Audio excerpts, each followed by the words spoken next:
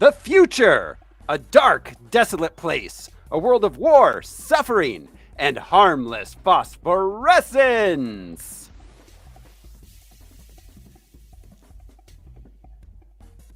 Hello, everyone. This is Throw Smiley, and someone gave me some really bad acid. Who's joining me this week?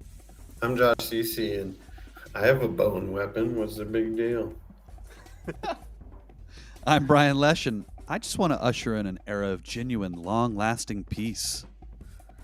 I'm Alaric Weber. I just came to grab a couple files. Is that a new scarf? It's nice. Thanks for noticing, Al. Why are you crying, Al? This is Harmless Phosphorescence.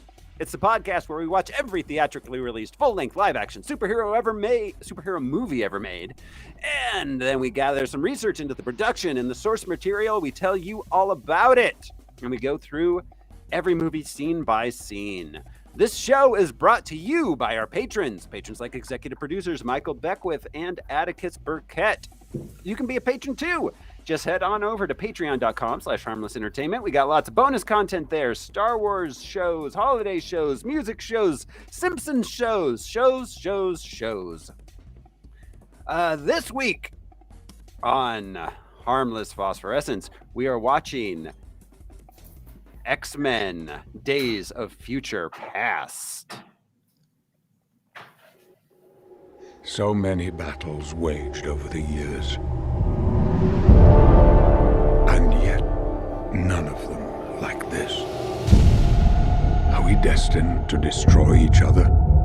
Or can we change who we are and unite? Is the future truly set?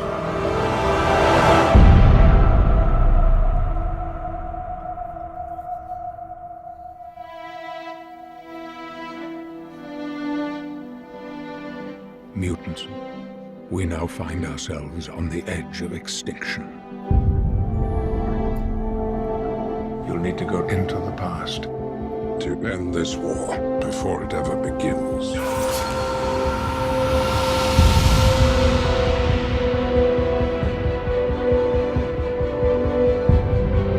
Use your power. Bring the X-Men together. It's going to take the two of us, side by side at a time when we couldn't be further apart.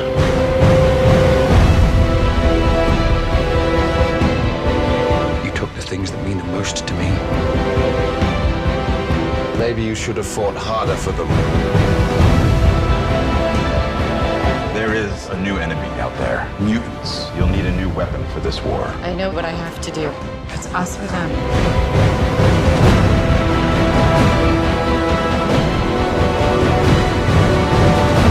All those years wasted fighting each other, Charles. I've watched a lot of people die. Friends.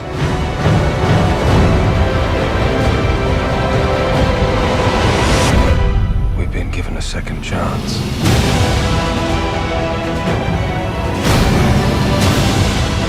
Guide us. Lead us. I don't want your future! We were supposed to protect them! You're afraid. I remember.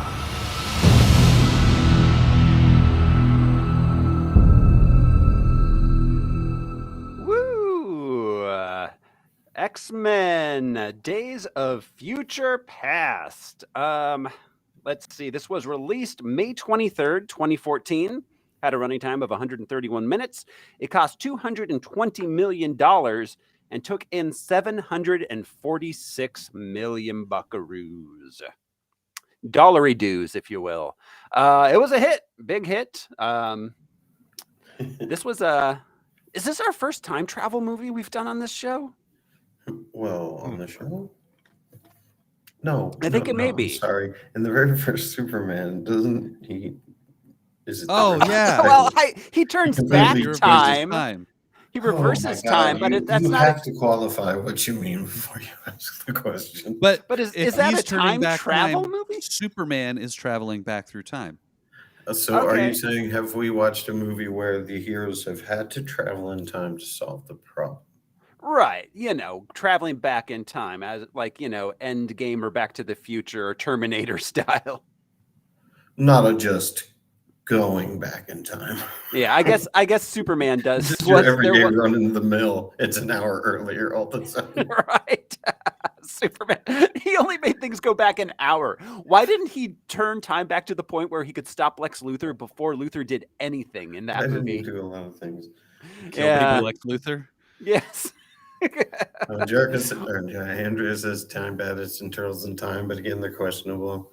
Turtles in Time. They actually travel back in time with a magic lantern. And Time Bandits. Yeah. Thank you. In my opinion, this is the best time travel movie so far, and probably the best one for a little while.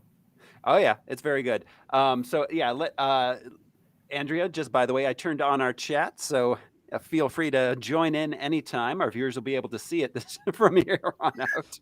I always forget to turn that on, and then after she's said like 20 things, I do, and then she's done. So, all right. Well, we thank you for watching. Yeah, we do. So, all right. This is X-Men Days of Future Past, and this is the point in the show where we're going to play the box office top 10 game. All right. This is the game where I will go to the box office top 10 of the week of May 23rd, 2014. I will read the box office mojo descriptions of each and every film on that list, leaving out any important details. And the guys here are going to try to guess what movie I'm describing. Fellas, you ready to play the box office top 10 game? Give us all the unimportant details. We'll do more good if we work together. Yeah. Sure. So, all right. So this is, yeah, or more bad. In order to save the future. So, all right, here we go. This is the top 10 of the week of May 23rd, 2014. This is just a month after our last movie. Amazing Spider-Man 2 was May 5th. This is May 23rd. So there may be a couple repeats in here. Opening up this week, these are not in the top 10, but there was a lot of movies opening up this week. Let's see. Just real quick. Standing Clear of the Closing Doors opened at number 80. That's one of my favorite warning signs ever. I'm glad they made a movie. Yes. It's just 2 hours of the sign.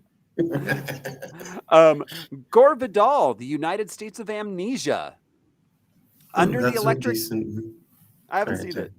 Under the Electric Sky, Return to the Hiding Place, The Dance of Reality, Hero Panty. I don't know what that is. It's all one word. Is that a superhero movie? Does Yeah, that have to go on the that's list? Two young people find love despite the violent landscape in which they live. I think it may be. It's called Romeo and Juliet. Yeah.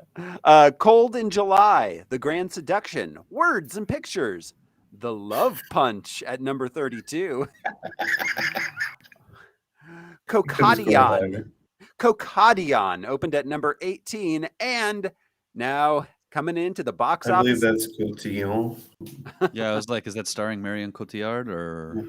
Right? No. A noble warrior seeks revenge against the ruler of his kingdom who killed his father.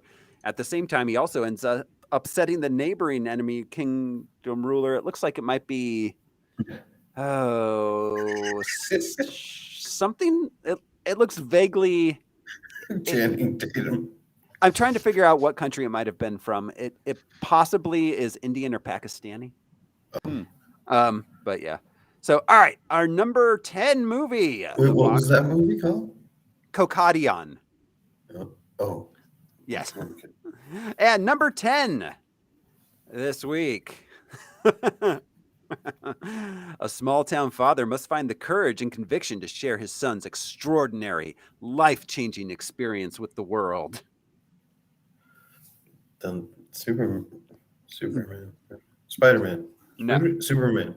No. This sounds like a Kirk Cameron movie. It kinda. I don't think it is a Kirk Is this Cameron God's movie, but Not Dead? Like Brightburn or something? not God's Not Dead, but Heaven is for Real. Oh, that's Oh, still it's around. that one. I can't Yeah. believe it's still in the top 10. This must have been the most popular of these movies ever. This is like you go to the movie theater after church on Sunday and watch it. Yeah, I guess. That way you can stay in theaters. Yeah. Like, I gotta sit in here with this 9-year-old house instead. For 2 hours. At number 9, the head cook quits his restaurant job and buys a food truck in an effort to reclaim his creative promise while piecing back together his estranged family. This is about Iron Man 2. Yes, exactly. Chef. Chef. Yeah. Chef's a really good movie. Coming in at number 8. It's a jungle out there for Blue, Jewel, and their 3 kids. Avatar? After they're hurtled from Rio de Janeiro to the wilds of the Amazon. It may as well be Avatar because it's Rio, right? Yeah, Rio and 2. It hasn't Al guessed Rio several times where it's just like, we're done. Can we be done? Yeah. Al guessed Rio multiple times for movies that weren't Rio. But even better. Yeah. I'm the only one who guesses movies. Yeah, wrong. Usually. No, well, you're often the only one who guesses movies, Al. So, coming in at number 7. We did this before too. After discovering her boyfriend is married, Carly soon meets the wife he's betraying. This is the one. It's got Cameron Diaz, Leslie Mann, and Kate Upton. Oh, where they get revenge. It was The Other Woman. Right. Number 6. A sports agent stages an unconventional recruitment strategy to get talented Indian cricket players to play Major League Baseball. Jerry McBoring. Jerry McBoring. Paddleball. Yeah. Let's see. Rupee ball. Rupee ball. Yeah, at first I thought Moneyball, but yeah. Sticky Wicket. That looks like that might be John Hamm on the cover, but I can't say for sure. It's a Disney movie. Really a new pork product, will do. Yeah. It's called $1 Million Arm. What the fuck? Don't they like submarine pitch in they like throw under the shoulder in cricket? Yeah, it's like a whole thing. Yeah. It just seems like you'd need physical therapy after playing. They throw down because they bounce it. Oh, yeah, like that. around. And then it bounced. That's right. Huh. I I don't know. I know nothing about cricket whatsoever. There's no reason to that. The only thing I know they do a windmill pitch. That's right.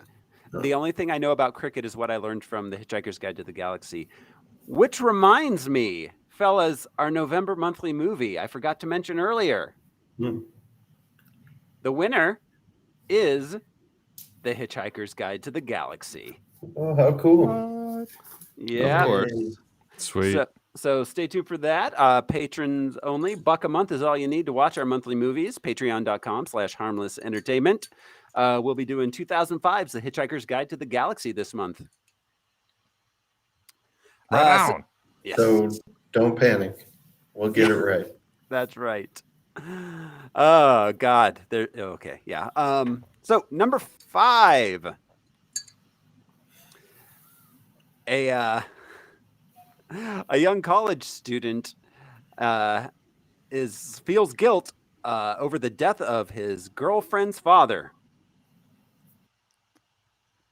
Amazing Spider-Man 2. Yes, Amazing Spider-Man 2, still in the top 10 there.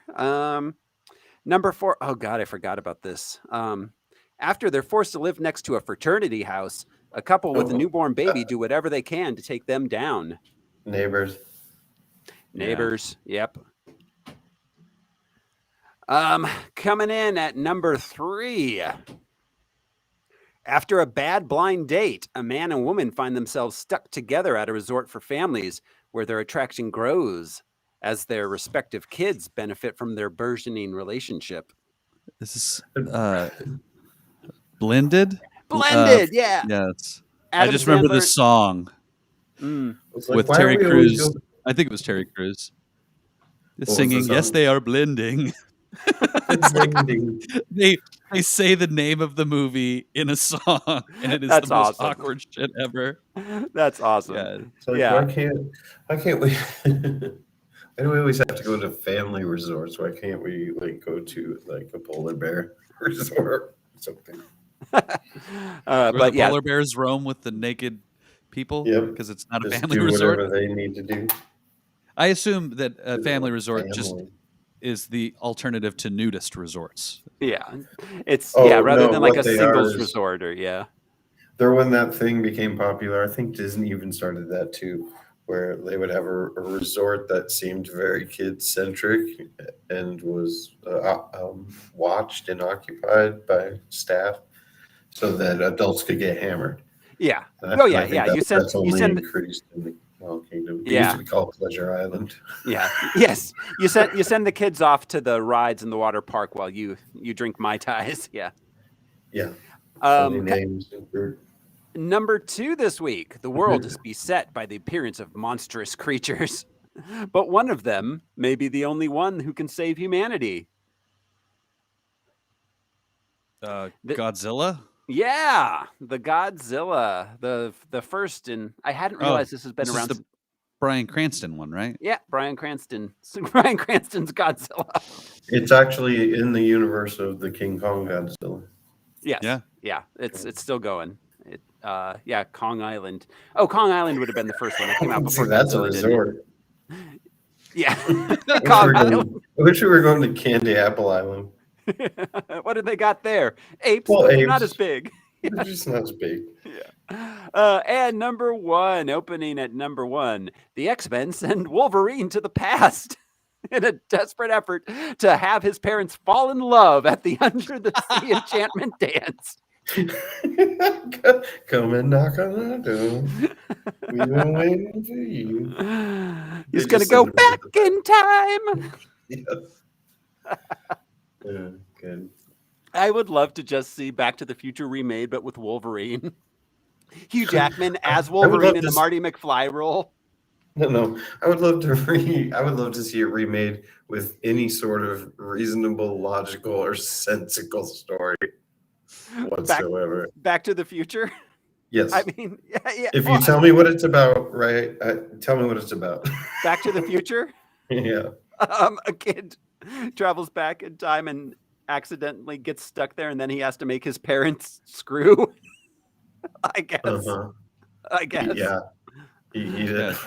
Okay. It's the time traveling parent trap. That's your take. Yeah. Yeah, it seems like a guy who went back in time and just kind of almost fucked his mom. Well, I mean, what story doesn't have that? Right. He kept himself from not existing. It's him constantly trying to not fuck his mom. His mom's trying to fuck him all the time, and he's constantly trying to get away from her. Yeah, it's a pretty weird story. It is, old as time. It's a pretty, like, if you pitch that now, I would throw you out of my office. But actually, I think Mulaney made a joke about that. So did he use the time machine to go back and, like, save JFK's life or, like, kill Hitler? Well, no, he choked baby JFK.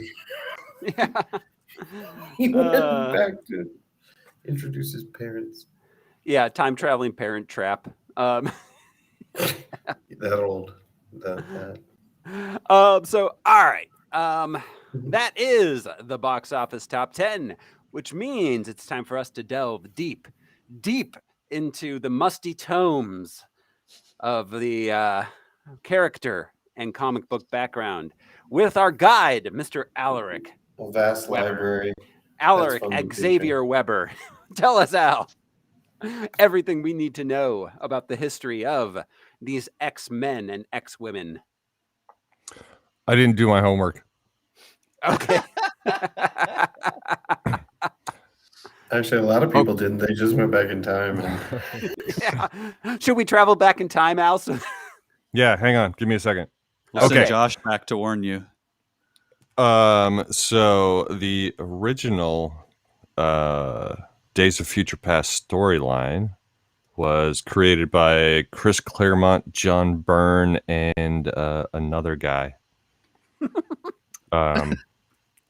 Hang on. And Stan Lee took credit for it all. Yeah. Who was the other? There was the third guy in that. Terry Austin. Okay. So it was just it was really just two episodes issues in the Uncanny X-Men issues 141 and 142 published in 1981. In the dystopian future of 2013. In the year 2013. An adult Kate Pride is psychically sent to inhabit her 1980 13-year-old self, sent by Rachel Summers psychically to prevent the assassination of Senator Robert Kelly. Okay. He was in the first X-Men movie, right? Yeah. The dude that turned into water the blob. dude. Yeah. Yeah. Yep. And this one, in the future, the Storm was still there. Colossus, Kate Pride, and Colossus were married. Because I actually I read this last night. That was sort of the bulk of what I was doing for my homework. I'm so sorry, buddy. But it was. I wouldn't give to be bad. It was turned into a trade paperback, which contained a bunch of issues before these two issues, and then I think one or two after. Yeah, I read the first one from the trade paperback, which was all Scott Summers giving the lengthy X-Men history leading up to the death of Jean Grey, as they are all gathered around her gravesite. And then I realized that I had 3 or 4 more issues to go before I got to the actual Days of Future Past storyline, so I skipped ahead. At any rate, back in the past of 1980, so there was Kitty Pryde, Storm, Nightcrawler, Colossus, Wolverine, and they had to. There was an assassination attempt. Mystique had just formed the new Brotherhood of Evil Mutants with Blob and Pyro and a blind future seer named Destiny. And then a guy named Don, just because he came to meetings, he took one of the clippings. A guy named Avalanche. Sorry, Don was so close. Yeah.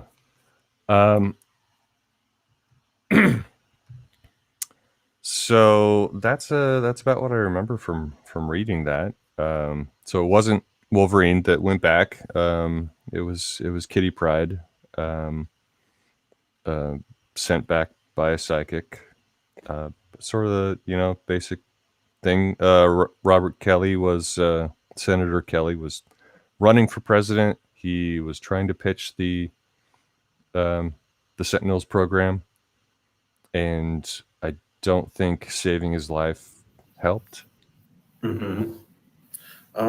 You probably said it. I apologize, but Bolivar Trask did create the Sentinels. Is that correct? That is correct. Yes. Cool. Thanks. I missed it.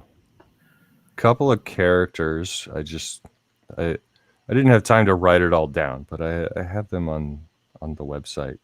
So Bishop. Oh yeah, that was another thing. The Days of Future Past storyline was adapted for the X-Men animated series. So the comic storyline concepts were combined with another alternative future story, that of Bishop and the idea of a traitor within the ranks of the X-Men. Though in the cartoon, Mystique is still responsible for Senator Kelly's assassination. Mm. And she was pretending to be Gambit at the time, so that the X-Men would be framed for the death. But that was the old cartoon. That was when I remember first seeing Bishop. Yeah, me too. Lucas Bishop is let's see, his first appearance was in the Uncanny X-Men number 282, 1991. His abilities are, so he's from the future. His abilities are energy absorption and redirection. We see that going on in the movie. It's a common power, but it's a really cool one and useful one. I get why they were using. Energy's got to go somewhere, right, Al? Yes. Okay. Let's see, superhuman physical attributes. He's got big arms. And got an lie. And an M scratched into his face. His other brothers. Well, they can't deny. Oh, and the M tattooed into his face. I believe that was also glimpsed in the Days of Future Past storyline. They weren't tattooed, but they all had to. They Branded. were marked on their clothing with M for mutant, A for abnormal, and H for human. Yeah. Yeah. And he has the ability to instinctively know present location. So he's like a homing pigeon. I have the opposite. I also have that ability thanks to my phone and Google Maps. Sunspot, we saw here. Sunspot first appeared in The New Mutants in 1982. Created by Chris Claremont and Bob McLeod. He has superhuman strength, flight, solar absorption and rechanneling, heat and light manipulation, concussive blasts, and plasma emission. You should see a doctor. As mutants grow, we need to get more sound effects. Yeah. Yeah. Says Al. Blink, we saw her in the movie. Let's see. First appeared in the Uncanny X-Men 317 in October of 1994. She is a mutant who can teleport herself and others at will. She was a member of the Generation X, X-Men, and the New Mutants. Do you guys remember the Generation X TV movie? No. Yeah, I think so. Around 97, 98 it came out. It was supposed to be a backdoor pilot, like they were gonna make it a show, but I don't think it did well enough. So it's just a 2-hour TV movie. A lot back then. Yeah. So it was just it's not great. I mean, it's a made for TV like X movie from the late 90s. It's a lot of people talking in rooms and then like 3 scenes of them using their powers because that's all they had the budget for. Teleportation javelins. That's what she was throwing. Okay. Duh. That's pretty rad. The teleportation javelin throw is my favorite Olympic event. You never see the end, but it's fun. Yeah. I love that it's always they can teleport at will. Did they ever talk about the mutants that teleport accidentally? There have to be some. In your sleep there, and then bam. Oh God, yeah. Yeah, sleep teleportation's got to be an issue for teleporting people with teleportation powers. Yeah. No, that's a great point. Her real name is. God damn it! I would like the floor to recognize. That was great. Yeah, you roll your eyes. All right, keep going. Clarice Ferguson is Blink's real name. Good to know, Al. Moving on to James Proudstar, known first as Thunderbird and then Warpath. He first appeared in New Mutants number 16, June 1984. He's a trained combatant, skilled hunter and tracker. Superhuman strength, senses, agility, reflexes, flexibility, speed, stamina, all the rest. He's got regeneration, flight. I never saw him fly. Whatever. And he uses a pair of vibranium Bowie knives. Woo! Oh shit! Pull that out of your boot.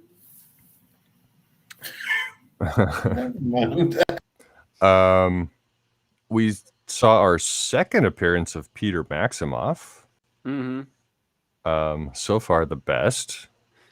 Yeah. Maybe perhaps the best ever. Yeah. First appearance. This is, for my money, this is the best Quicksilver's been, except possibly in WandaVision. But was that Quicksilver? In WandaVision? Time will tell, I guess. Yeah. It'll be revealed. Just well, briefly, we see him holding what appears to be a little sister, not a twin. Yeah, I was but a going to little bring that up. sister. I was going to bring that up. We have a possible. I thought it was my buddy. It's just a giant troll doll. Yeah. Oh yeah, we have a possible My pet monster. Tiny Wanda there. Yeah. I want to talk about him more for Age of Ultron, I guess. Yeah, makes sense. We'll save it. And Bolivar Trask, as Josh mentioned, was the creator of the Sentinel program. He first appeared in the X-Men number 14 all the way back in November of 1965, a Lee Kirby joint effort. It's always amazing to me how long these little side characters have been around. Mm-hmm. Yeah. I don't. Yeah, just scrolling through Wikipedia, I can't latch onto any really fun information about him. But yeah, he's been around for a while. And he would appear in other versions in the Age of Apocalypse, Civil War, House of M, X-Men Noir, and Ultimate Marvel. I mean, he was not a little person, right? In the comics, he was a regular person. I really, really love that Peter Dinklage is cast in roles that have nothing whatsoever to do with his size. I think that's awesome. I'd love to see more of that. Yeah, absolutely. With more little people actors, because there's so many. There's a number of really good actors out there who just happen to be little people. He aims for it. He does make exceptions, and when he does, they're brilliant and they're well done. Right. He's on 30 Rock, and there's some offensive jokes in there, but it's Liz every single fucking time. Mm-hmm. It's like, wait a minute, did I catch your eye and you want to go out, or did you tussle my hair because you thought I was a little kid? It's just brilliant. Just you're the idiot. Yeah. I thought it was really interesting how much he brought to the role, just without any comment on his size or stature or anything. He probably has the most intense range in this movie. Yeah. Well, and his stature, we keep saying it's cool that they cast him. It's cool that, that's intentional. He's a genetic mutation. Yeah. You can have a judgment on whether or not you think dwarfism or what have you is it, but he is a mutation. Yeah. Himself. So he's sort of a different kind of Charles Xavier, looking at it from a different point of view. That's actually very interesting. That adds an extra layer to the fact that, genetically the dwarfism is a mutation. So that's interesting. That's Charles and Eric. Everything is tall, short, wide, thin. Yeah. Well, it harkens back to Xavier's conversation in the bar in what was it, First Yes. Class, where he's talking about the woman having a heterochromia. Mm-hmm. Yeah. That's a Yeah. mutation. Exactly. Groovy mutation. Yeah, groovy mutation. Groovy mutation. I would love to, that should be in the new Toxie. That's a groovy mutation, baby. So, all right, Al, what else you got? That's it. All right. Yeah. All right. Thank you much, Mr. Weber, for that comic background. Which brings us I don't know if it's worth saying, but Toad is in it again. They did another version of Toad. Yeah, a different yeah. Toad, not Yeah. Ray Park. Ray Parker. There was Ink was there. Havoc was in it again. Briefly. There was a character named Ink. Did I have Ink up? Maybe you did. No, I guess I didn't. If I remember correctly, Ink was a non-mutant in the comics who was tattooed by a mutant, and his powers are derived from the tattoos. Oh, they come out of. I think I know this character. They like come off of him. I don't know. I'm not sure. I've seen that in something. Would it be hilarious if it was all like Chinese letters and dolphins and rainbows? Get them, my pretties. He was the guy that made the army men sick in Vietnam when they were escaping, and then there was the unnamed mutant that was rescued from Vietnam by Mystique. Quill Boy, I don't know, the porcupine head. Yeah. He did not have a name in the movie. Yeah. Which is weird. Yeah. Yeah. It was also weird that they didn't come back. But anyway, I'm getting ahead of myself. Yeah. So, all right. Yes. Thank you for that. That brings us to the reduction itself. This movie is the 5th X-Men movie. And the second after the soft reboot of First Class. So it was, as I said previously, it was released on May 23rd, 2014. It was directed by Bryan Singer, who directed the first two. He's back for this one. We won't talk about him anymore. Screenplay by Simon Kinberg and Jane Goldman and Matthew Vaughn. Yeah, Matthew Vaughn was originally supposed to direct this, but when Bryan Singer came back, they basically told him, nope, sorry, Bryan Singer's doing it. Bryan Singer originally was just going to produce, but he actually decided to come back on as the director. They actually started the Days of Future Past storyline. They started working on a script with this storyline immediately after Last Stand, but it got pushed back after First Class became when they were going to do next.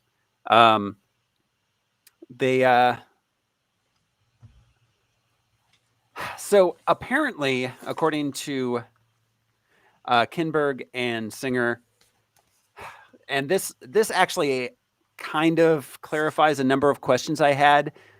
They said that they believe that there are multiverses in the X universe.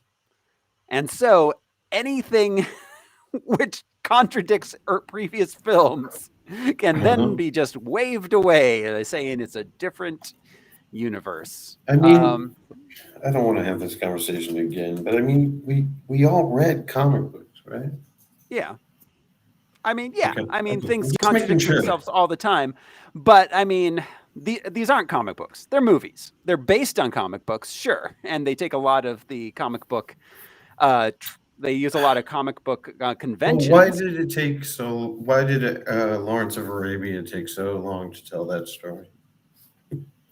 There was time travel after Aqaba. Yes. So you had to go back and get There's the actual They had- historical stuff that they had to explain and to put into context and to not justify because it's history, but I know it's not a physical comic book, but that's what it's supposed to be. It's the equivalent. Well, I'm not going to have it again, but okay, go ahead. Well, My yeah. bad. On Lawrence of Arabia, it's also because they had to put a lot of makaup on Alec Guinness. But That was mostly it. And sips, whatever he was called them, little sips. Yeah. But all right. So they basically said it's multiverse. If anything contradicts anything previously, just forget about it. And that's historically the X-Men. The X-Men's timeline doesn't make any sense in any linear way, including time travel and stuff. It all kind of starts to fall apart. I mean, but that's its nature. Finding sense. We have to start to finding sense and normal and reality, and each movie has its own special. The comics. That's what we do. That's what we discuss. But that's the whole point.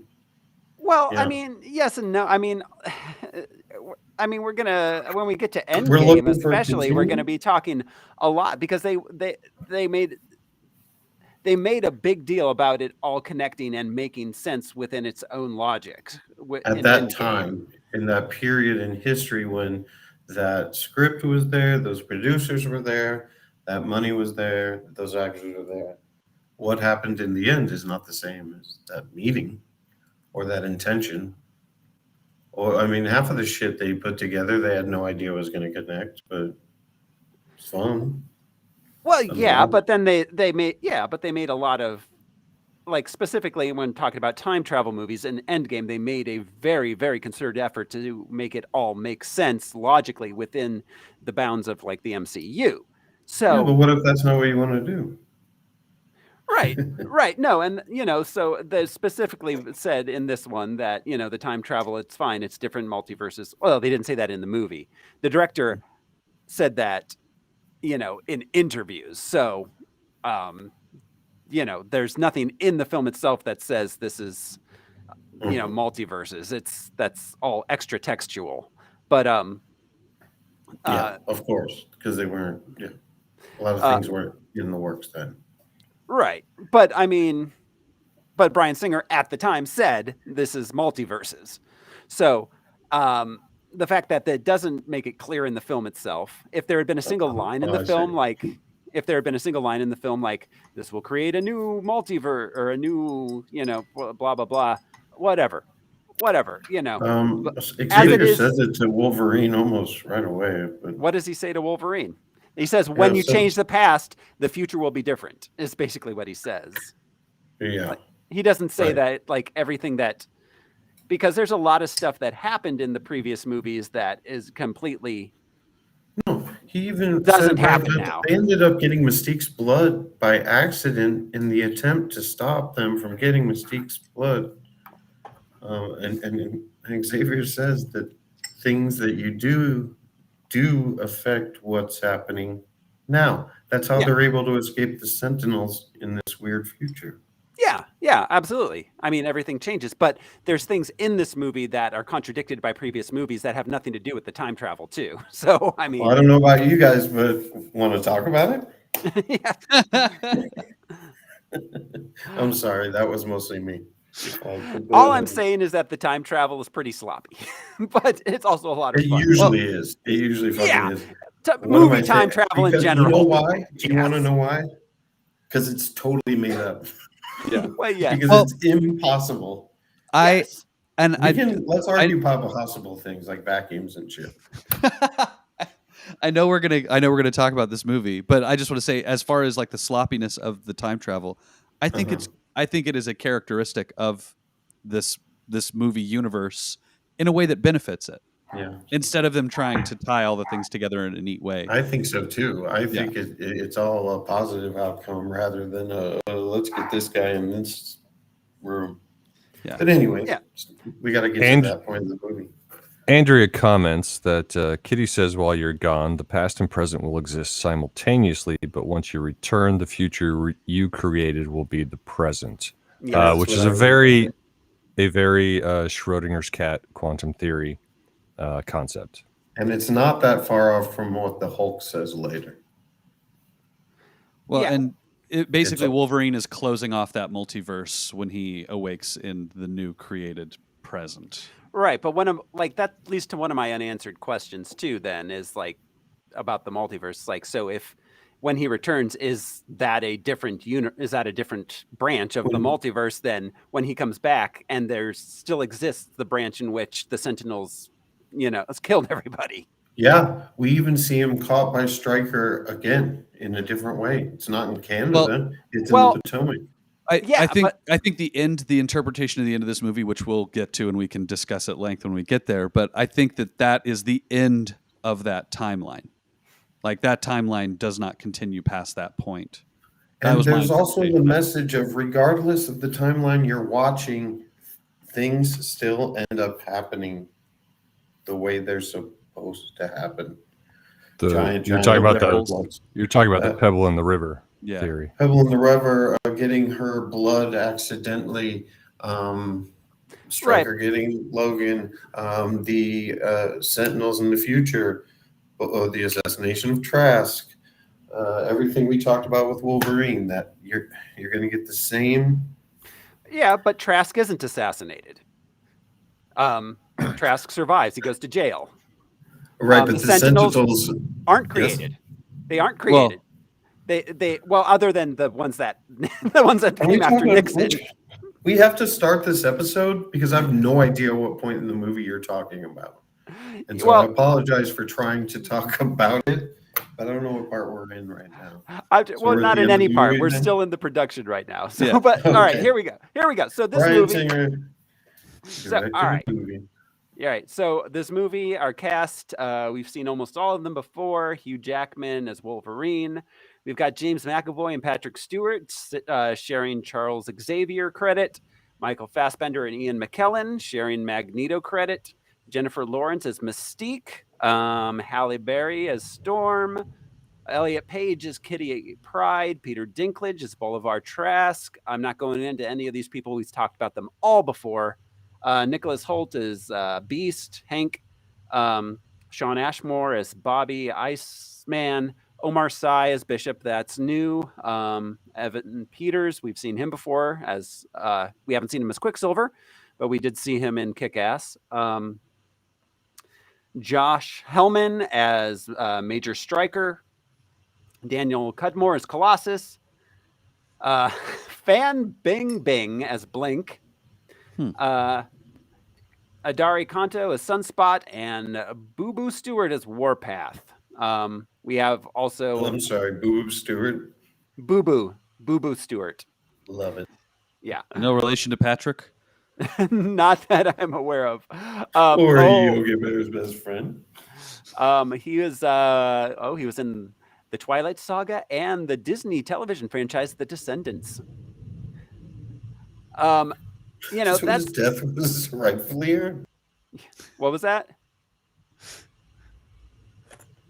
All right, so that's about it for the production. We've talked about almost every single one of those people before. It kind of brings us to the film itself, guys. Are you ready to jump into this thing? Yeah. Gonna go back in time. Here we go. This is X-Men: Days of Future Past. We open with a voiceover. It's the future, and everything is bad. That's on many levels. That is our current situation. Professor X. Dystopian future, pretty rough. Like Al said, you can tell people have been marked, or you said it. People have been marked with distinctions, a la Star of David kind of stuff. Yeah, absolutely. Professor X tells us about giant robots called Sentinels that have been programmed to identify and hunt down mutants and any humans who are going to help them. We get a title sequence then. We got a traveling through stuff kind of CGI title sequence. It seemed a little like old style, honestly, for 2014. But muddled. It seemed genetic, but then it seemed technological. Yeah. It seemed boring.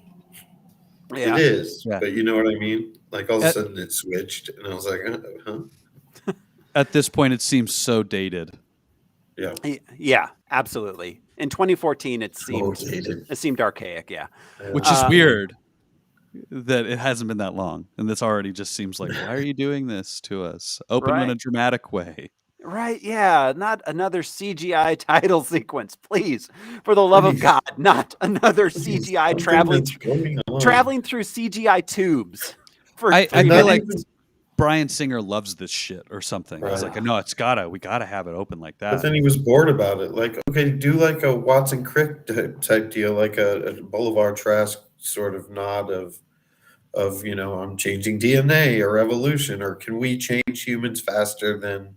Do we have to wait around? Shit like that. No, it was just all some people believe. So, all right. So, then we catch up with a group of mutants. It consists of Kitty Pryde, Colossus, Blink, Warpath Bishop, Iceman, and Sunspot. They're attacked by Sentinels. Still saying Iceman. Yep. Iceman. Yep. Bobby Iceman. He had a great bar mitzvah. Steven Spielberg was there.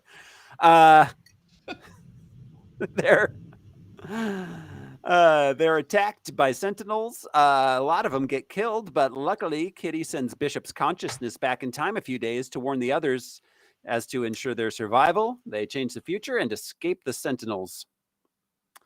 This is so clever. It is a clever plot device. Seeing all these characters die and then having them show like, oh, but that never happened. Mm-hmm. Yeah, I thought it was a clever device. Yeah.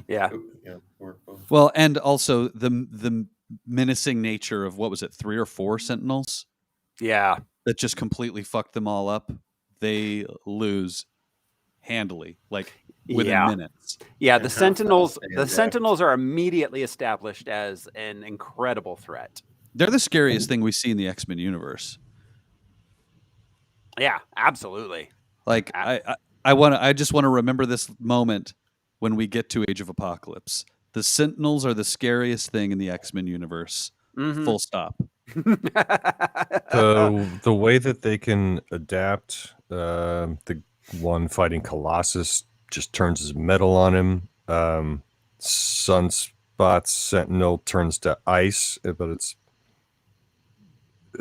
stronger than his fire, and the Sentinel Iceman is fighting, turns to fire. William Iceman melts him. Yeah, well, and not just their abilities, but the way they move, the way they coordinate with each other. There is a level of like inhuman menace to them that like we don't see in a lot of comic book movies. Period. And the spike hand. These are not the Sentinels I grew up with watching the X-Men cartoon. No. Oh no, just the big clunky robots. Yeah, we get those, and I love that we get that throwback to the comic. The cartoon. Yeah. Totally. Yeah, absolutely. So, all right, we cut to a remote Chinese temple sometime later. Storm, Wolverine, and Professor Charles Xavier and Magneto arrive. They meet with the other mutants there. Xavier explains the history of the Sentinels. They were designed by Boulevard Trask, a military scientist who Mystique assassinated in 1973. The government captured Mystique and began experimenting on her using her DNA to advance the Sentinel program, which allowed the Sentinels to adapt to nearly every mutant power.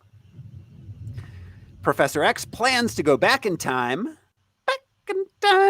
and prevent Trask's assassination in hopes of changing their future. But Kitty Pryde says Professor X wouldn't survive going back decades. So Wolverine volunteers because his regenerative powers allow him to survive the process.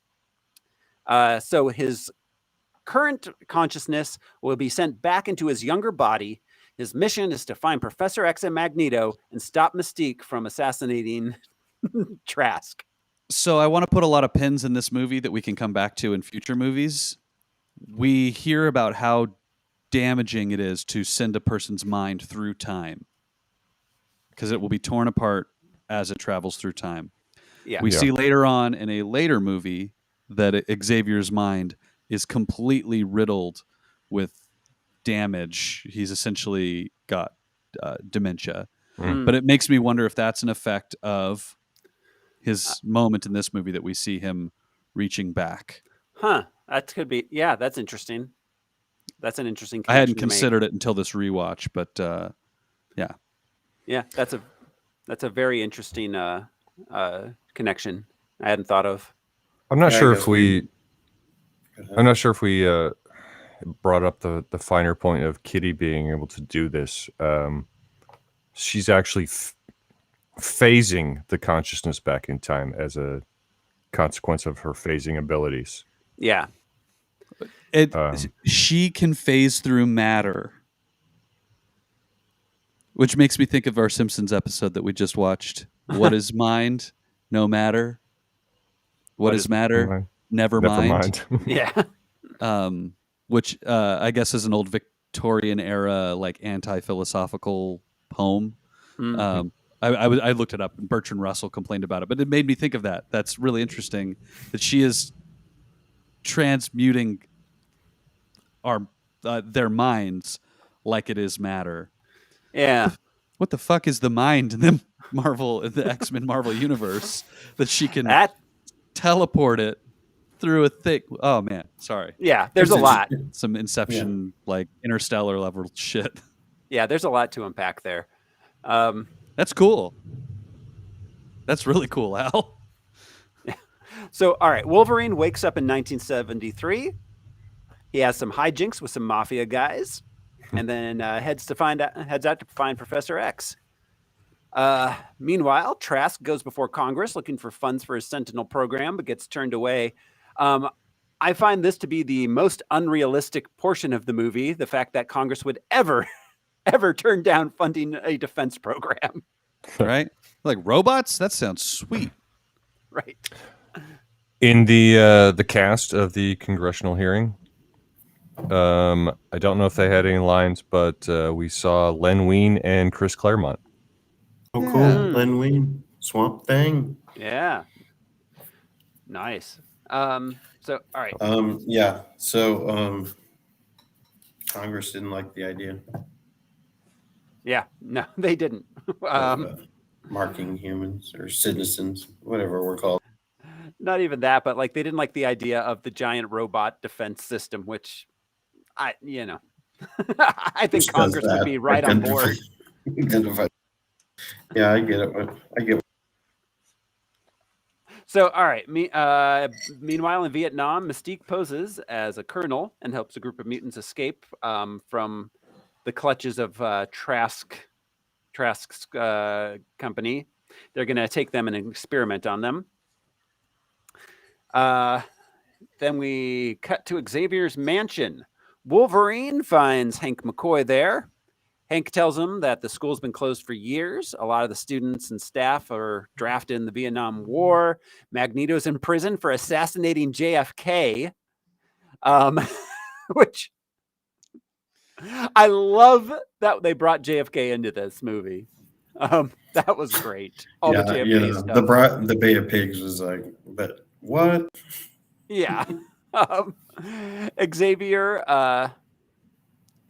shows up. He can walk, but he's an alcoholic, and he's been using a specialized serum that Hank made that lets him walk, but does suppress his telepathic abilities. That's the first paragraph of my autobiography. I felt like him walking. All I could think was, and they still kept his hair. What the fuck, man? Mm-hmm. The real question. Walking through losers. Yeah. You know what would have been hilarious is if when Wolverine went back to the future, if Patrick Stewart had a full head of hair, that would have been hilarious.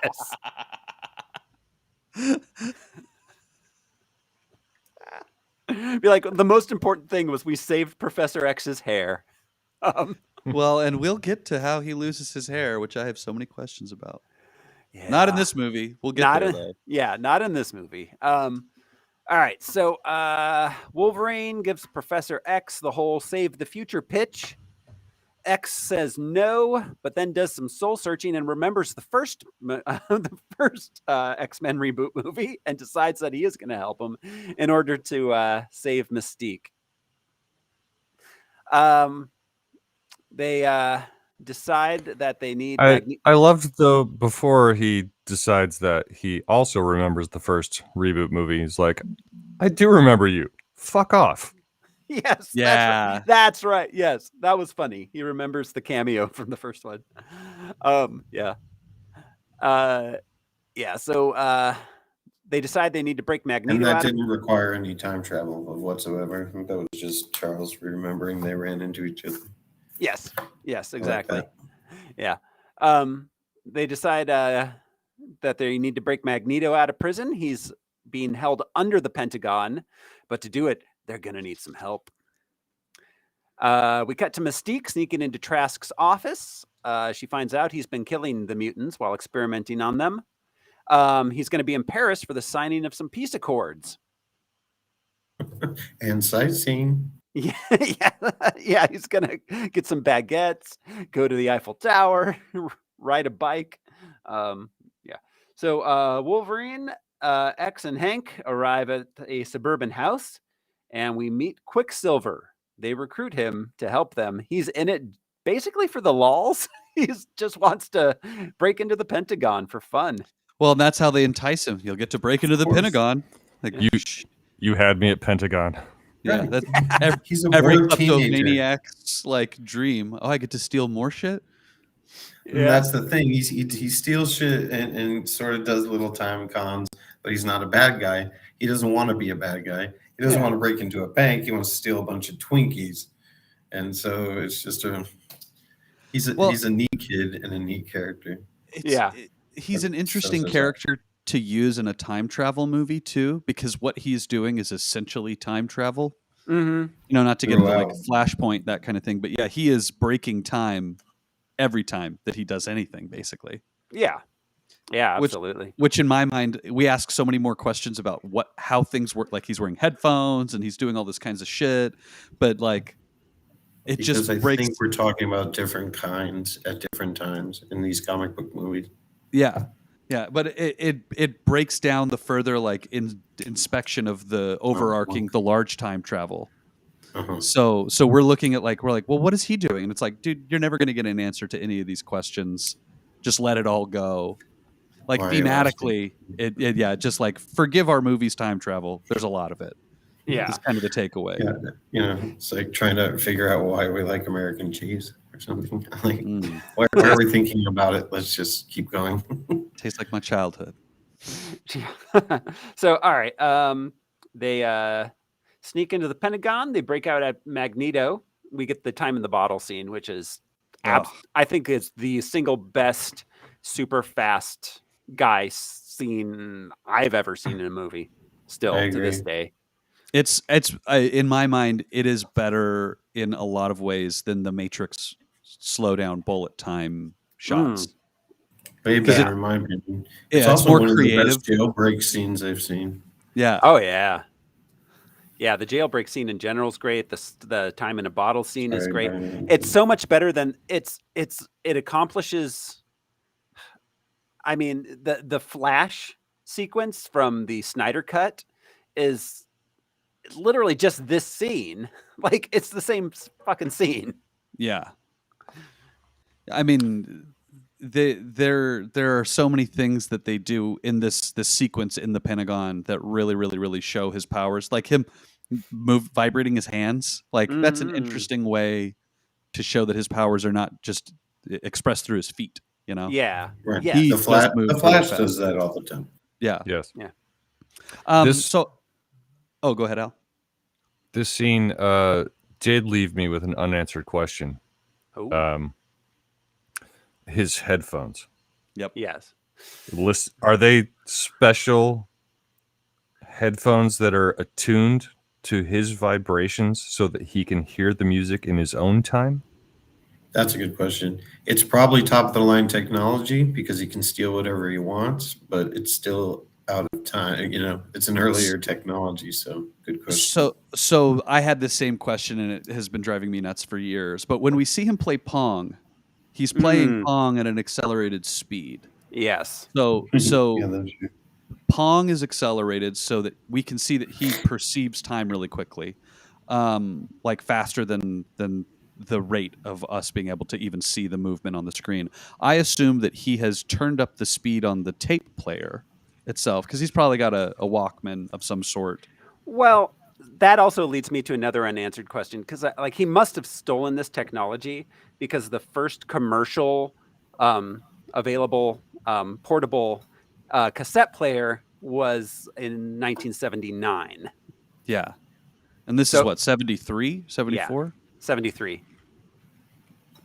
So he had to have stolen the technology and then changed it himself. Yeah. He probably stole it from Sony or something. Thank God we didn't have to sit through that. Of him stealing the Walkman.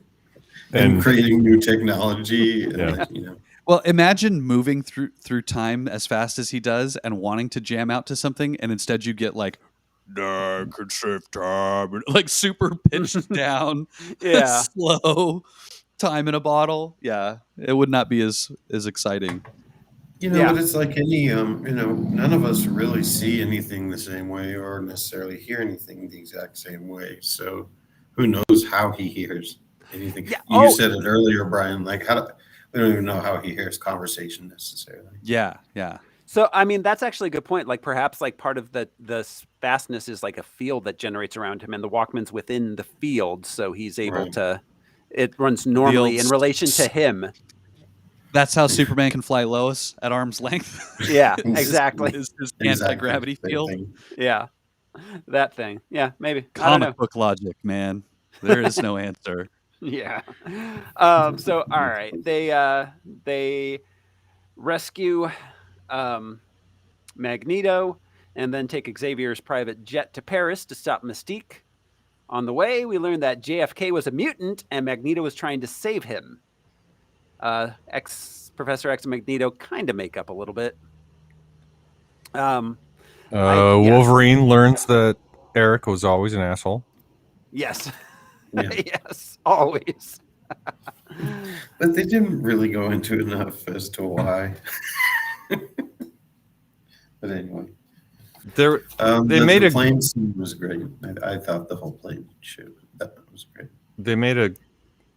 I feel like Eric made a good point when he was bringing the plane down and arguing with Charles, because Charles felt abandoned and he was mad that Raven went with him.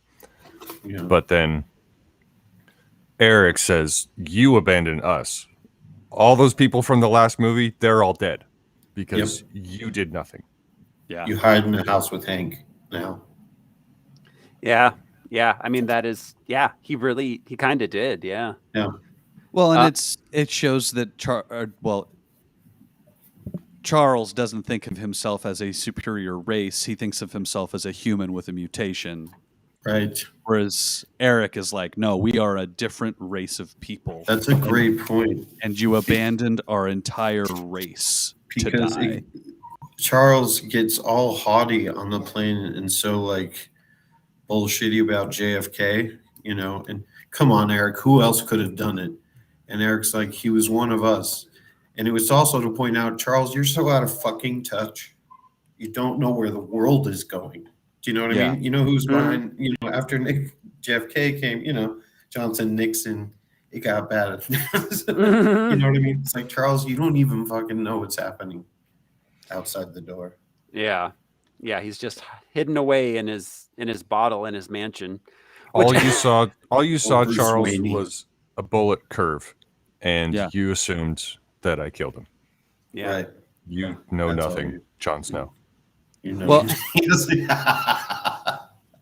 this plane moment is just like this could have been the whole fucking movie, dude. I love this moment so much because they're yelling at each other, and Eric is just furious, but when it ends, he just pops the plane back into its Everything perfect goes shape. back to normal.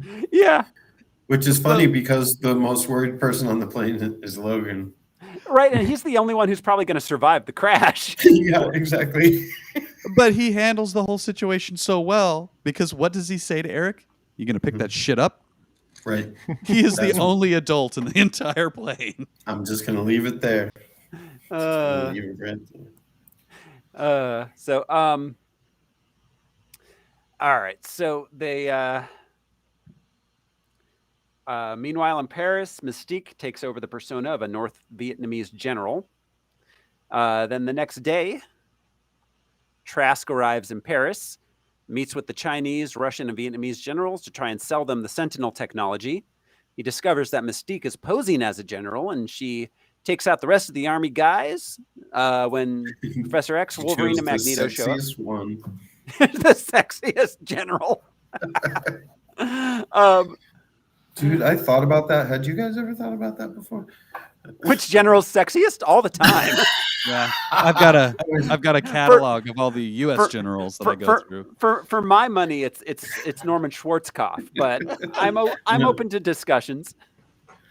Ike, man. For the first time, I wondered what it was like to be in Paris during the Paris Peace Accords. Oh, yeah. It happened there for a specific reason because we lost. You can't have that in Chicago. Yeah. Well, exactly. And Vietnam was the French. Yes, they were the French. Yeah, that was their fault.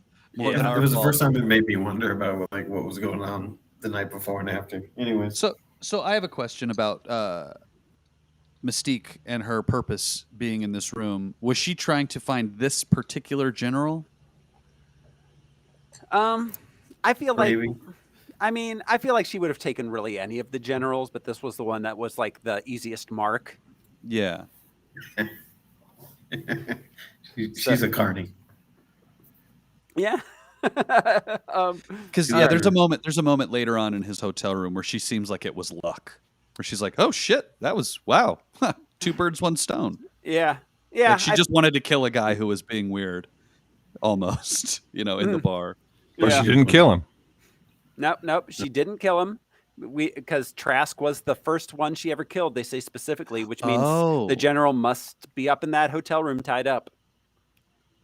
And after she took him down off the wall, he like wheezed a little bit. Yeah, she almost killed him. He's According to closed captioning. He's only mostly dead. It was He was into that voluntary shit, man. manslaughter. Yeah. So all right. She gets tased, but then they show up and they save her. Magneto decides. They show up and that causes her to get tased rather than killing Trask. She would have gotten tased anyway, but they prevented her from killing Trask. Yeah, they prevent her from killing Trask. She gets tased. She's a woman. She's gonna get tased. Yeah. Wolverine has an episode. Magneto tries to kill her. She jumps out the window. He has an episode of freaking out because he sees General Stryker there. So all right. Is X-Men Origins Wolverine canon to this universe? That is my question. Oh, no, that movie is dead to everybody. That's on a very different Earth. So if we can assume that's an entirely different universe, that answers every single one of my Stryker questions because Okay. he met Stryker. Well, because he met Stryker in 1972 in Vietnam, according to that movie, the year before this took place. And he was already part of Stryker's strike force, and during this period was in Vietnam, not New York or Chicago or wherever he woke up with the mall in bed. Okay. All right. And was that the John Huston Stryker, or was that the Brian Cox Stryker? That was the X-Men Origins Wolverine Stryker. I do not remember that movie as well as other. Yeah, but so yeah. Small blessings. Okay, I'll stop asking. Go ahead. Yeah, no, because Right, yes. so he could- So I mean, time travel aside, this directly contradicts that movie, even with no time travel. Yeah, because he was in the shit instead of being in Chicago. I didn't even catch that. Yeah. So being in Chicago, he was in Vietnam during the 70s. You mean, instead of being in the Vietnam War with Sabretooth? Yes. Yeah. Yeah. Yeah. So if that movie just is its own separate bubble universe from this, then that's fine. That answers all of that. He woke up in New York City, right? Yeah. You did. I think And New York. what year was he in Origins? What year were they in Vietnam? It was. It's unclear when it started, but it states specifically it was 72 when he hooked up with Stryker, and it's intimated that he was with him for quite a while Before that. And Well- in that he volunteered Yeah. for the process. Yeah. In 72, you say? Yeah. Okay. So, but I mean, again, if we're just, I can see them saying, yes, we're going to ignore X-Men Origin Wolverines because it's a terrible movie that did terribly. Yeah, So- they didn't make any money off of Right, it, so it's easy to ignore. Just so that I'm clear, I'm not arguing. You're saying it's off by a few years? Like he knew Stryker a few years before 72? Yes. I'm saying he met Stryker prior to this 1973 event that he's currently in. Oh, And he was not in New York in 1973. He would have been in Vietnam itself. Stryker would have? Logan was in Vietnam with Okay. Stryker, yes. And Gotcha. and Sabretooth. Oh, okay. So they were there in 72, but this And- takes place in 74. 73. And 73 is when the Paris Peace they Accords- remained with Stryker in Vietnam throughout the 70s doing covert stuff. So that Wolverine could have been there, maybe doing something covert or on leave from Vietnam. But you have one movie putting him in Vietnam in 72, and then it ends at the end of 73. Where's the space time? Well, because he Problem. was with Stryker throughout this. It wasn't he hooked up with Stryker in 72 and then ran missions with him throughout the 70s. And then okay. the rest of Wolverine, X-Men Origins Wolverine takes place in 79. And you don't believe that I'm messing with time later on in different movies? Like you throw that out the window, right? Well, I'm saying even if time travel wasn't taken into account, him He being couldn't have in been New there. York in 1973 contradicts that movie. Okay. All right. Okay. But So again, he would they have just, met Stryker a few years earlier. They would have been in Vietnam. You're right. yeah. But And now- again, it's they basically decided to ignore that movie because it was a big failure. What movie do you believe that the Weapon X program went down in? What movie do I believe it went down? Well, I mean, it was. When he the was made next- into adamantium. There's The a next joke about X-Men movie. it. It Apocalypse. happens. Yes. We Okay. see him as Both Weapon X. or okay. So way after both a Wolverine origin movie. Yeah. It's not Yeah. until that time that he's officially okay. I mean, I'm trying to establish timelines so that I can understand. the timelines in these X-Men movies, even not counting time travel, take the time travel out of it. The timelines in these are really muddy and back and forth and up and down. They're famously don't make a ton of sense as far as like what happens when and what is officially canon and what is not. Yeah. So, all right. So, Mystique and Magneto jumps out the window, as does Hank. They fight over Mystique. She ends up being able to get away. Wolverine comes back to himself, although he does wound Kitty Pryde in the future present. And then Mystique escapes. But they have exposed the three of them as mutants to the entire world. Magneto leaves, and then Professor X, Hank, and Wolverine head back to the mansion in upstate New York. The next day, Trask returns to the U.S. He meets with Nixon, convinces him to fully fund the entire Sentinel program in the wake of the events of Paris. Mystique confronts Magneto. They have words. Magneto explains the future events to Mystique. We discover that the army collected Mystique's blood He tries to convince her to join him, but she refuses and leaves, still bent on taking revenge on Trask personally. Back at the mansion, Professor X is convinced by Wolverine to stop taking the serum. Trask studies Mystique's blood, but decides it's not enough. He needs her full body. Sorry. When I wrote that, I didn't think it through. For the Sentinel program. Professor X. He wants the brain tissue and the bone marrow and the rest to just play with. All the good stuff. He wants all the parts. He's making a stew. Yes. You can't make a stew with just potatoes. You need the carrots and the onions and the celery too. All right. So Professor X tries to use Cerebro, but it's too much for him. He does a mind meld with Wolverine, which allows him to talk to Spock or Captain Picard. He talks to his future self, his Patrick Stewart self. I want to talk to my Patrick Stewart self, by the way. So they communicate via Wolverine's brain. They both get into his brain and have a chat inside his brain across space-time. Because it's not just across time. It's also across physical space. Yes, it is. Oh my God. A, Wolverine's brain is being pushed to the full fucking limit here. And B, holy shit, what limit to their power is there? Right? Like, yeah, that's crazy.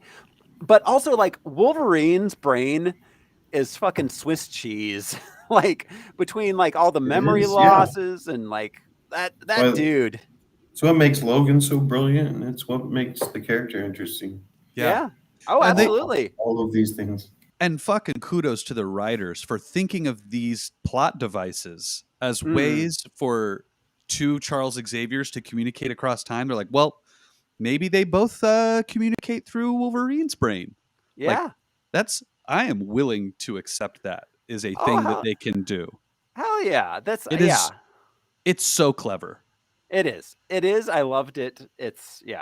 I liked it a lot. That on top of Kitty Pryde being able to teleport somebody's consciousness across time and phase it. Thank you. It's a very specific set of powers. But yeah, whoever did the writing of some of these comic book devices really deserves so much praise. Like I can't think of an MCU movie that uses characters' powers in such a creative way. Yeah. Yeah, absolutely. Absolutely. Yeah, it made it very interesting. Way more than the first 3 X-Men movies. Oh, yeah. Yeah. Oh, yeah. In a lot of ways. Power-wise. Absolutely. Yeah. It makes me think of like Thanos in Infinity War. There were a lot of moments where it was like, oh man, I wish he'd done something more interesting with the gauntlet. Like these are the kinds of things that I wish we had seen in Endgame and Infinity War, where it's like, whoa, I never would have thought of that use of your powers. Right. Instead, we got like base level, like, oh, I can do this, with the exception of maybe Doctor Strange making butterflies out of shit, Yeah. But all right. So, let's see. Patrick Stewart convinces him to try harder. The day's saved by the power of believing in yourself. I'd never noticed it before, but Future Charles says their pain will make you strong, and that's what past Charles, his big problem was. Just like there's so much pain out in the world. It's like I'm tired of hearing their pain, and Future Charles says, no, that's what helps you help them. Yeah, is bearing their pain and giving them hope. Mm-hmm. Yeah. So, all right. Meanwhile, Magneto finds the train that's carrying the Sentinels. He jumps on and slips a little steel into him, so that he can control them at a later date. Back in the future, the Sentinels are arriving soon. There's not much I was just time. looking it up. That's very important that he did that. It was how he was able to get him in the X chamber to pour the adamantium striker, that is, putting the barbed wire. So what are we talking about? You were just talking about when he wrapped him up in barbed wire for a later time. Oh No. I was talking about how Magneto put metal inside the Sentinels. Oh, I see. Wow, I heard something very different. because the Sentinels were at this point completely non-metal, Yeah, Thank you. they were, some sort of space age polymer. yes, exactly. And so Magneto put metal inside them so he could control them later. Back in the future, the Sentinels are arriving soon. There's not much time. Kitty Pryde's just hanging on. Professor X uses Cerebro to talk to Mystique. He fails to talk her out of killing Trask, but does discover she's heading to Washington, D.C. Hank and his early TiVo discover that the Sentinels are going to be revealed at a big ceremony with Nixon, so they head to Washington. I love Wolverine's. Yeah, All three channels. And PBS. And PBS, yeah. That was funny. They have no conception of the idea that there will be thousands of television channels. Yeah, that was cute. I liked that. Look, I guess there was cable already when I was in the 80s, when everyone is in the 80s. But I didn't have cable for the longest time when everyone else did, and it was 3 channels and PBS, and then channel 11. Yeah, which became Fox in 1989. And then the WB. Oh, the WB shows up, yeah. As does UPN, and then they merge to become Voltron or the CW. Yeah. All right. So Magneto breaks into the Pentagon. He steals back his helmet so that Charles can't get into his brain. I wrote down, Eric enters the Pentagon playing with his balls. I think it's mandatory. Yeah.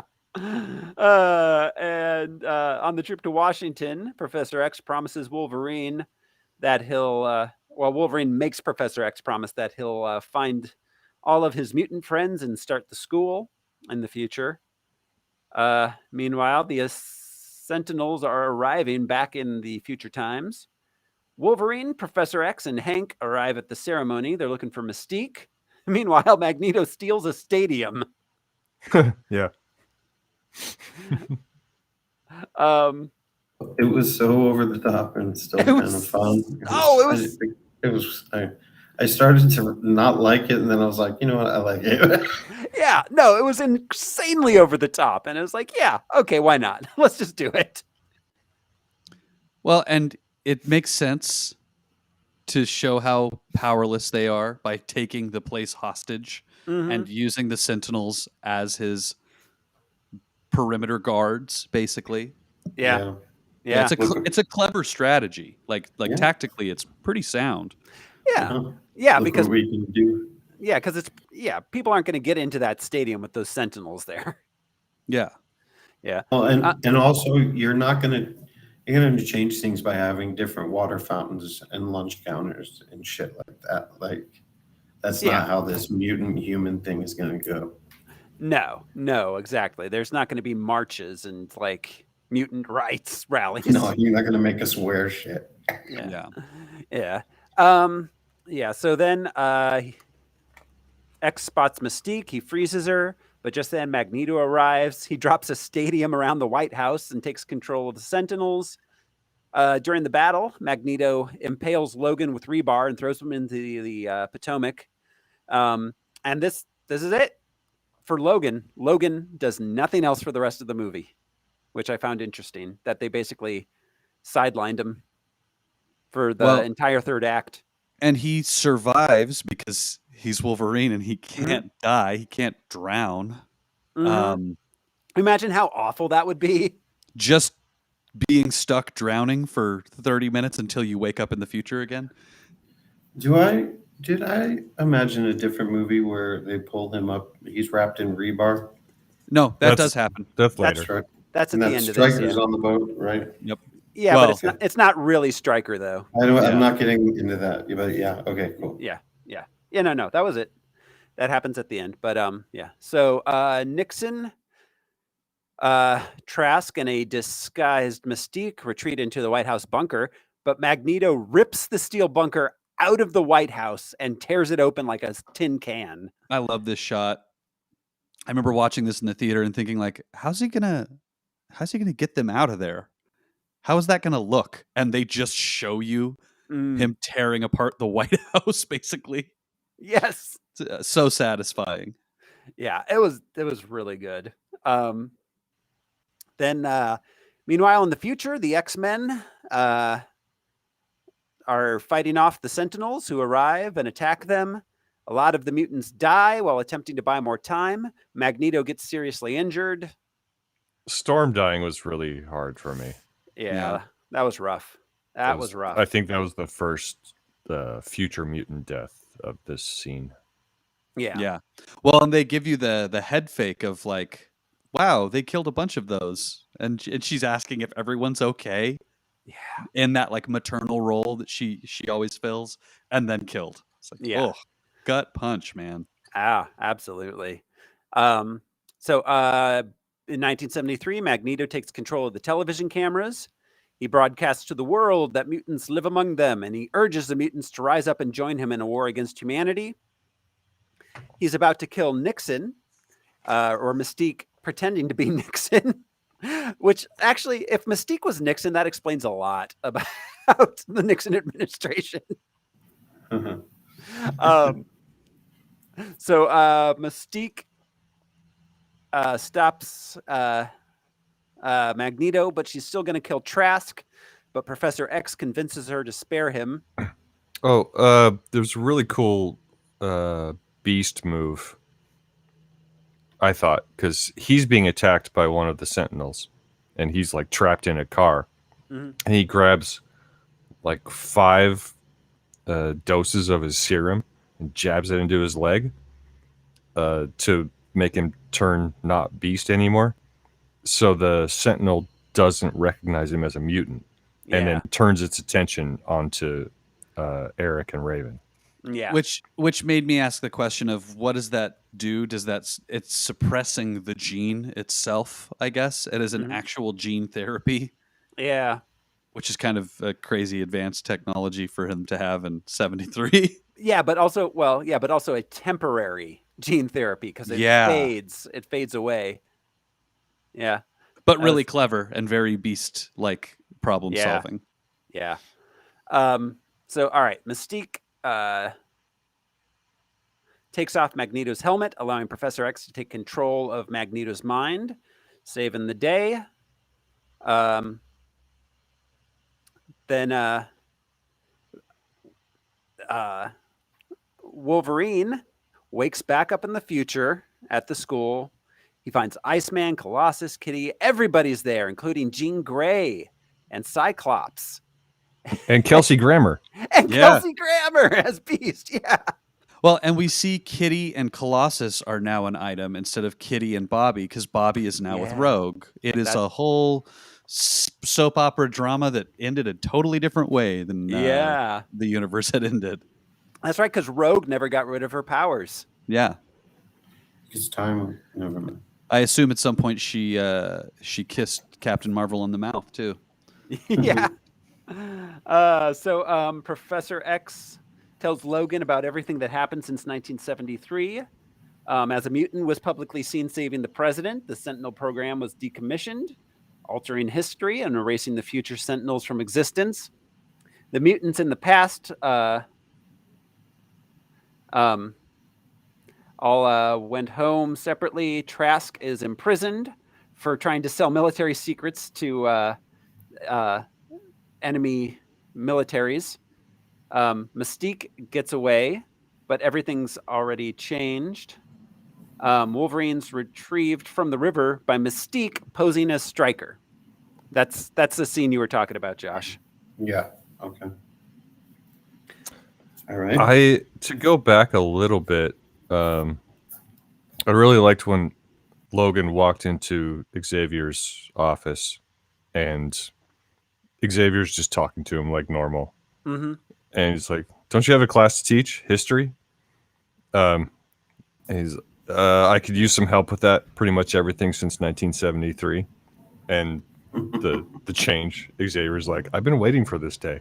Yeah. Welcome back. Yeah. Welcome. The whispers, "Welcome back." Yeah. Yeah, that was a really cool scene. I love the idea that is a secret between them too. That's not a thing like, oh, we should celebrate. Let's get the rest of the X-Men in here. He's like, holy shit, man. Wow. Yeah. You really risked your ass on that one. I imagine he goes and talks to Hank about it, but probably no one else. Yeah. Well, and he's got such an interesting perspective because he's now lived multiple lifetimes in multiple timelines, essentially. Yeah. Yeah. Well, and one of the few people that have been able to help Logan get in touch with any sort of history or reality has been Xavier. Yeah. Yeah. There's a cool detail when Logan wakes up in the past in the 70s. Roberta Flack, First Time Ever I Saw Your Face, is playing. Mm. And it's just, I love that song so much. But that's the song that's playing when he wakes up in the present, also. Yeah. Which is the new present, I should say. On the weird glowing orb, the holographic golden oldies radio. Yeah. Yeah. That looked like something at a Sky Mall in like fucking 92, man. I know.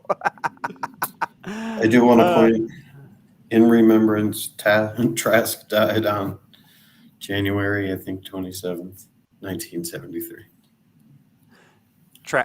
Shout out to Trask. Wait, Trask died? Yeah, he was shot and killed. He was killed by Mystique. No. Not anymore. No, he went to jail. He was, but then he wasn't. All right. Yeah. Fucking time travel. Yeah, the time travel saved him. He's I assume has been in prison for decades. Okay. But I think Josh was the time traveler, and he remembers. No, that was all I remember from the Paris changes. Accords. My bad. I didn't. Pardon me. So, yeah, then credits roll, but wait, there is more. In an after-credits sequence sent in ancient Egypt, we meet Apocalypse, building pyramids and being hailed as a god. Or maybe it's the sands of Mexico. Oh, yeah. Where Xavier and Logan end up. I don't know. I remember being so excited by this post-credit scene and thinking like, oh, they're going all the way in on this. Man, Yeah, me too. these movies are only getting better. Little do we know this was the peak. Yeah. Yeah. Yeah, for the yeah. Yeah, There because was so much promise. Yeah, between Apocalypse and Dark Phoenix. Oof. Yeah, and they speed ran through two of the most interesting comic book storylines. We'll get there. They're movies. They're a thing. Oh yeah. they exist as movies, but wow. Okay. Yeah. Yeah. I still haven't seen Dark Phoenix. Neither have I. I've only heard. I've heard how awful. Well, they're up there with Wolverine I like Origins. Ooh. I thought it was better than those, for sure. Yeah. Which one, Josh? I thought Dark Phoenix was better than both of those origin movies. Oh, well, The X-Men origin movies. the Wolverine and what was the other one? The Wolverine, it's called. Oh, the Wolverine. Oh, yeah. Yeah. I'm sorry, yeah. I don't know. Yeah. I don't know. I haven't seen it, so we'll see. Well, yeah. I'm interested. We've got a little while still we get there, but that's coming up. So a few of the unanswered questions I have that we didn't touch on is why didn't they try to keep Quicksilver with them? That would have been super, super handy. It's a good question. He's a kid, was my takeaway. But then again, when has that ever stopped Charles Xavier from recruiting someone to go fight a war? Yeah.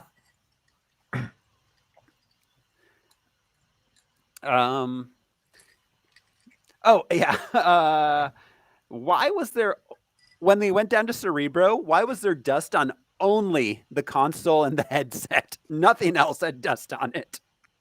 For dramatic effect. Maybe it is charged with static electricity. Oh yeah. I assume maybe like it's special metal, but everything was gleaming except for the panel and the headset. Well, and yeah, I have so many questions about Cerebro in every movie that it's shown in, but in this one in particular, it seemed more advanced than it should have been. Also, okay, I'm going to ask this question every time we see Cerebro. I feel like maybe I didn't ask this before, but can they see what he is seeing? Yeah, or are they standing there in silence while he does? Because it certainly looks like they are looking at what he is seeing. It does, Like it's doesn't being it? projected on the IMAX walls. Yeah, it does, doesn't it? I don't know. I don't know. Yeah. So many questions about Cerebro. Yeah. And every time we see Mystique, I'm left to wonder, how do the clothes work? Because sometimes she puts on clothes and then they disappear when she changes. And where those clothes are, like where did the clothes go that weren't a part of her that then became a part of her? At the end of the night, she just empties out the prison wallet. She's like, I mean, that's legitimately, a question, but it can be explained by how her whole power. How does height work? Yeah. How does she become change from Trask? short to tall? Is she super dense as Trask? Yeah. I mean, I could see it as being possible, but that quickly, like, yeah. Yeah. Is it just a visual illusion, or is she wonder. physically constructing the thing that she right? becomes? It's like the stealth plane thing. Yeah. Those Yeah, scales exactly. reflect off. As a shapeshifter, I think she can change her mass. I agree with that. I get that. The clothes really confuse me because there are times where she changes her appearance, then takes off a piece of clothing and leaves it forever. Was that part of her that she leaves there and never comes back to? What does it later when it leaves behind like a fairy? Yeah. And like, does like someone hair, then maybe? Yeah, does someone come out and there's like a blob of like blue scales just sitting where that coat used to be? Like, what the fuck? I know. It's like they cut this shit from whole cloth. I swear to God, none of it makes sense. So all right. I don't know. Any final thoughts or any other unanswered questions, guys? Nope. I have questions that we will bring up in future X-Men movies. Like every X-Men movie, I have questions about the previous movies. Yes. Every X-Men movie makes the previous X-Men movies more questionable. Everyone. All right, you guys ready to rank this thing? Yeah, sure. Ooh. That's right. We're back to the rankings. We took Spooktober off, but now we're back to the dirty business of putting these things on a list. Let's see here. The highest X-Men movie we have is X-Men First Class at number 15. I like it best. It's my favorite X-Men movie, but Same. That's all I'll say. I don't care where it's ranked, but I like it better than the first. I agree. I liked it better than First Class. I think despite, I raise a lot of questions about time travel, but it's no better or worse than any other movie time travel. So, I mean, it didn't in any way bring up questions about time travel. I love Iron Man 3, but I think this is a better movie than Iron Man 3. I feel like the time travel in this movie was not quite as clear as the time travel in Turtles in Time. I mean, I think you might technically be right, Al. I think he is. That's a TKO. That's a technical knockout because you know what? He's right. Yeah. The time travel in Turtles in Time was actually the least bad part of that movie. There's a weird shower scene and one of the turtles has headphones on. No, one of the ninjas has headphones on. Anyway. So yeah, I agree with you, Brian. I think it probably is a better movie than Iron Man 3. I don't know if I'm willing to put it above a Spider-Man movie. Well, not those two Spider-Man movies. Yeah, I'm willing to put it above the Amazing Spider-Man movies. Yeah, but well, and yeah. So I don't know. Al, what do you think? So that would put it at number 10. If we put it above Iron Man 3, it would go in at number 10. I think I can concur with that. Josh, thoughts? Yeah, that sounds good. All right. I guess we are in agreement. There it shall go at number 10. X-Men. Briefly in the top 10. Yes. Enjoy a moment. Yeah. Future past. One other thing. There for a while. Oh, we got like Guardians coming up. Yeah, it's doomed. Yeah. Which that actually. Oh, there was one thing that Jude brought up that I forgot to mention. Why with the portals in the future? Why we see that there's a point where one of the portals closes and cuts off part of the Sentinel. Yeah. Why weren't they doing that a bunch? Oh yeah. That would have. I don't think she had that much control over it. I think it was just like the way the Sentinel stabbed the person. You know, like they were trying to avoid that, but I don't know that she has. Yeah, she might not have been able to do it precisely enough to use it as a weapon. Yeah, it's not like Wong with the thing, yeah. You know, that makes you think. Yeah, the sling ring. Poor guy happened to get his arm caught as the thing was closing. That's my guess. Yeah, it is pretty like it's not super refined because when Colossus gets launched up into the air, she's able to last minute or like in the final moment create another portal to then shoot him full speed at a horizontal. Horizontally. Yeah. Do people not? Yeah, there were political reasons why Stan Lee created the X-Men, but there were also convenience reasons. Oh yeah. Yes, absolutely. Oh, she can go through doors? Fucking A, she can go through doors. We're going to the bar. We're done here. Welcome to Marvel. I keep doing that. That was my last one. I switched chairs because the other one was so noisy. Then I have a bad back. You all right, Josh? I'm perfectly fine. Okay. I'm not drunk or impaired. I just got a bad back. All right. Let's wrap it up. Next week, everybody.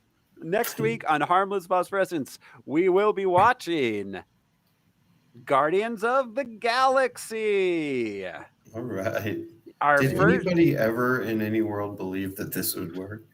Guardians of the Galaxy, that was a crazy shot they took with that one. Yeah, man. Crazy they really shot. did. They tried and they won. I saw it the day it came out because I was so curious about it. I had no idea what I was in for. Same here. Yeah. I knew of them. I didn't dislike them, but they were a part of the comics that I didn't read, the space comics kind of shit. But I did say to myself, a raccoon and a tree, sure, I dare you. Yeah, and they did it. They just did it.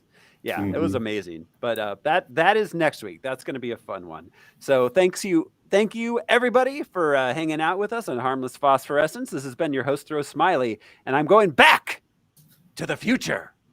I'm Josh Cece, and I have some questions about the timeline of the Matrix movies too. I'm Brian Lesh, and just because someone stumbles and loses their path doesn't mean they're lost forever. They're probably just drunk. I'll just write you a check for whatever I took. I'm Alaric Weber. Thanks, everybody. We'll see you next week. Bye.